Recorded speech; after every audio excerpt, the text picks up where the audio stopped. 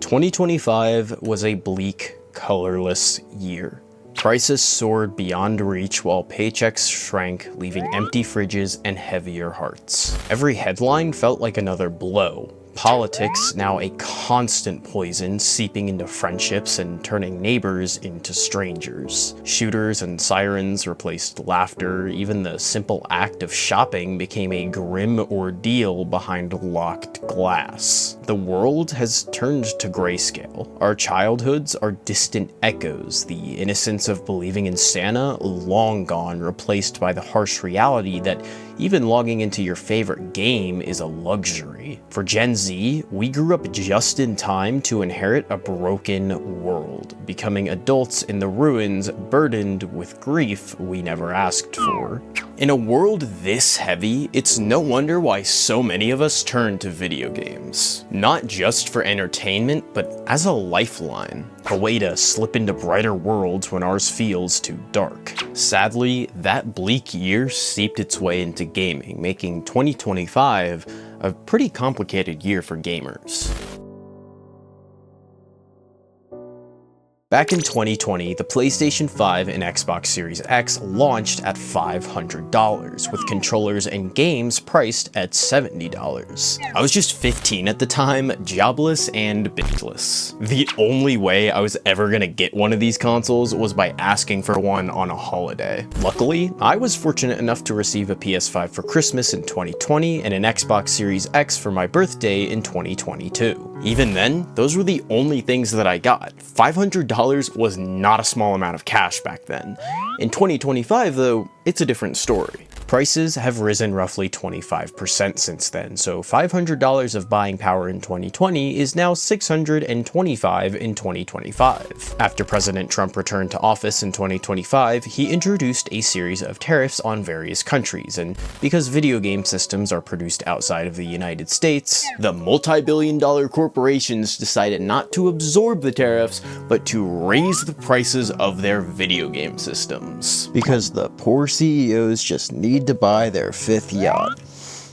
This isn't a yacht, it's not even an expensive car, but you get the point. Currently, the PlayStation 5 is priced at $550, the Xbox Series X is $650, and the original Switch is $340. Thankfully, the Switch 2 didn't increase in price, so that's pretty nice. And that's not even mentioning the insane prices for the PS5 Pro and Xbox Series X 2TB edition.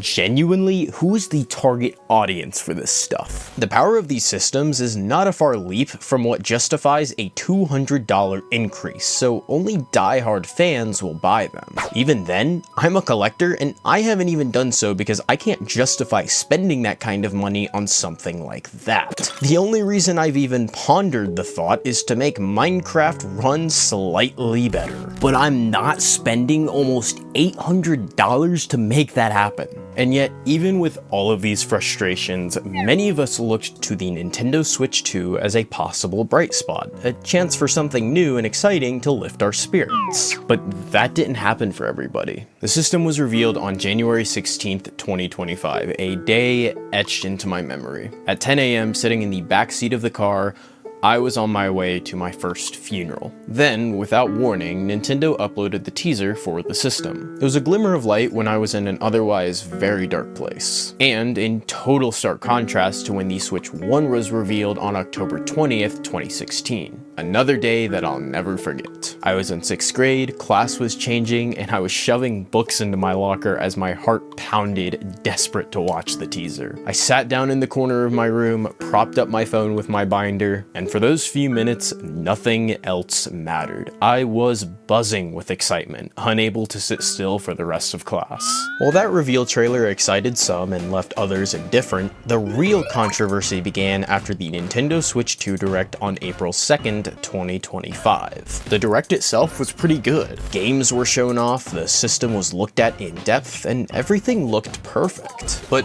beneath all of that excitement, things couldn't possibly be as good as they seemed. Nintendo didn't reveal any prices during the Direct, nor did they talk about game keycards. MicroSD express cards were required for the system, which are significantly more expensive than regular SD cards. Mario Kart World seemed to lack content compared to 8 Deluxe, yet it was priced at $80, and tariffs were added to the prices of accessories and amiibo, worsening the situation. Fast forward today, and Nintendo cannot catch a break online. Every game is met with intense criticism. The console is constantly compared to the competition. The disinformation spread about it is abhorrent, and I still get hate comments about the system even when all I'm doing is talking about a $15 piece of plastic. However, despite all of that, I thoroughly enjoy it. I've picked up every first-party release, as well as a handful of third-party releases. Nintendo has been extremely consistent in the quality of its game releases, and luckily that carried over to the Switch 2 generation. Mario Kart World, while flawed, is still fundamentally a great experience. Donkey Kong Bonanza is a stellar 3D platformer created by the artists behind Mario Odyssey. Pokemon Legends ZA is a Pokemon game that's actually worth your time, with action-packed battles and an intriguing story with animations that actually aren't lazy. Well, for the most part. Hyrule Warriors is another prequel game that expands the story of Tears of the Kingdom and really hooked me with its simple yet engaging gameplay. Kirby Air Riders is literally Cocaine the video game, and Metroid Prime 4 is by far the best looking Nintendo game ever released, with solid, yet I will say flawed, gameplay alongside it. I don't know if Metroid Prime 4 can be added to this list though, because the more I play it, the more I really see its flaws. Like, it's not a bad game, it's just mid. Like, aggressively mid. Anyways, the third-party releases have been nothing but cool to see as a Nintendo fan. It feels like 2017 again, where we'd get ports like Doom 2016 or Crash Bandicoot. Back then, it was crazy to see these games get ported to a system with hardware similar to the Wii U, which was similar to the Xbox 360, which was released in 2005. The Switch was basically using hardware from 2005, and it lasted 8 whole years. The Switch 2 feels like that again, except the ports actually look good because the system is actually powerful. While I did get Crash and Spyro on the Switch 1, I eventually got them on the PS4 so I could experience them with much better graphics at a full 60 FPS. While the Switch 2 isn't perfect, with games like Cyberpunk still running at 30 FPS, they still look really good. And in my opinion, 30 FPS isn't bad as long as it's consistent and the game you're playing actually looks good. The same goes for most other ports. The Switch 2 isn't the only thing I've played this year. While admittedly I've missed out on some big releases like Expedition 33, Dispatch, and Silksong, I have a good excuse. I've been busy with other games. In reality, I will play these other games, they just haven't interested me too much. The games I primarily use my PlayStation for are Marvel Rivals, Fortnite, and Minecraft. I've been playing Fortnite since Chapter 2 Season 1, and while I haven't enjoyed the direction the game has taken since Chapter 4, Chapter 6 had its moments, and Chapter 7 looks to be a slight return to form. A very easy example I can give is the new UI. It has more color, rigid edges, and the classic Fortnite font. Epic Games also teased the return of the 7 after the fantastic end event. Marvel Rivals is the other game I've been hooked on.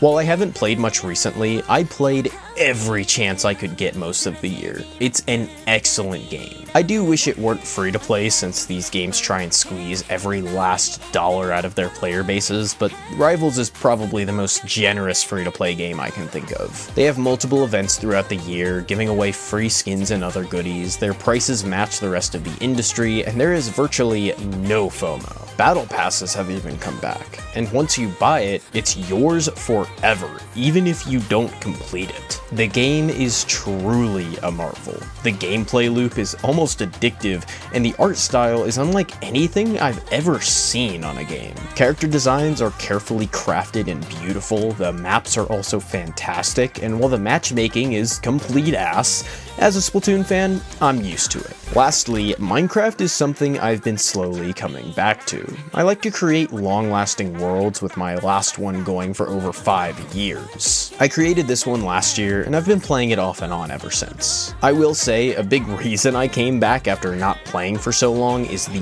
mods. Actions and stuff is undoubtedly the highlight, but I've added a bunch of other things to the world that make it much more enjoyable for everyone involved. I've also dabbled in a few other games this year on PlayStation, mainly things that friends want to play like Baldur's Gate 3, Battlefield 6, and Arc Raiders, but nothing has absolutely wowed me.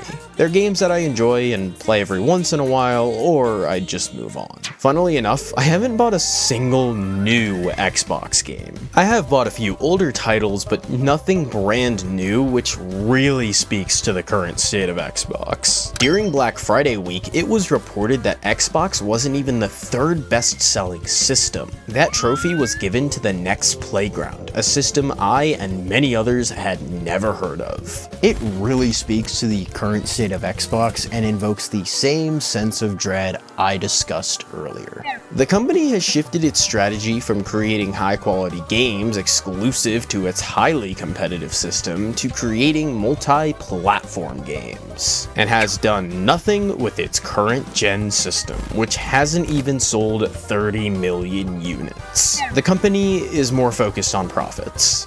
Microsoft, focused on profits. They hiked the price of Game Pass, they increased the price of their systems twice as previously discussed, they introduced a new system that starts at $600 and goes upwards of $1,000, they've closed multiple studios, shut down multiple projects, and have killed any and all excitement over the Xbox brand with their new advertising campaign, "This is an Xbox." But don't worry guys, these Xbox Crocs should make up for all that. It sucks too, because this was my first ever modern Xbox that this cat is sitting in front of. Oopsie daisy. I really only use it to play older games since it's backwards compatible with just about every game on the older Xbox systems. Even after the letdowns, I still found myself adding cool games and collectibles to my ever-growing collection. I moved into a new apartment and was able to fit my entire collection in my room and the common area. With how hard this year has been, it's nice that I can come home to my junk on the shelves. I finally finished out my PlayStation Home System collection and got a PS3. My fiance, Lita, bought an ROG Ally so we can play PC games together while she's over at my apartment. I found not one, but 2 ROBs, something I've wanted forever. I got a second NES, a Sega CD, 2 Nintendo Switch 2s, a Lightning McQueen CRT, a bunch of figures, too many Fortnite and Rivals skins, popcorn buckets, tons of games, the list goes on. If you want to see the whole collection, I post yearly update videos, so subscribe not to miss it. While my collection did grow significantly, it was also impossible to ignore the relentless rise in prices. It was a constant reminder that even our escapes are no longer safe. The Analog 3D, once $250, now set me back $350. The Switch 2 launched with $80 games and $50 amiibo. Even in the world of PC gaming, RAM prices have spiraled beyond reason, touching every device we rely on, from phones to consoles to laptops. It's not just frustrating, it's heartbreaking. This is my passion, probably yours too, and yet it feels like we're all hopelessly watching something that we love slip further out of reach. There was a time when gaming was a comfort anyone could afford. A 3DS could go for under $100, a PS4 Pro would go for around $400, but now, the cheapest console is $230, and the best ones are upwards of $1,000. I wish I could end with a good message, you know, tell you it'll get better, that this is just a rough patch. All I can do is pray and share hope that someday soon the joy returns, the weight lifts, and that we find color in the gaming world again. But what do you think?